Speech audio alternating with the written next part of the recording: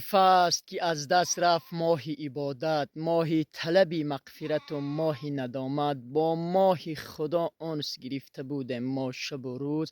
اشک است که در چهره نشانی ادب و عرض و عنایت. امروز عید سعید فطر، عید سعید فطر با جمله کل مسلمان های روی زمین از صمیم قلبم تبریک و تهنیت گفته. از درگاه الله تعالی سربلندی، تنی صحت و در زندگی روزمره خیش بهترین خوشی های زندگی را تمنا دارم و به کشوری عزیزم تاجیکستان آبادی و گلگل شکوفی از این هم دیده زیباتر و خوبتر تمنا دارم و به خلق جفا خورده مهنت کشم تنی صحت، سربلندی و دسترخوان پر از ناز و نعمت را تمنا دارم. تا عید آینده چندین قلب است که از تپیدن باز میماند و چندین قلب دیگر به تپیدن شروع میکند. به خاطر همین یک مثل مشهور بود، میگفتند که همین دم را غنیمت دان تا فلک شور نه انگیزد.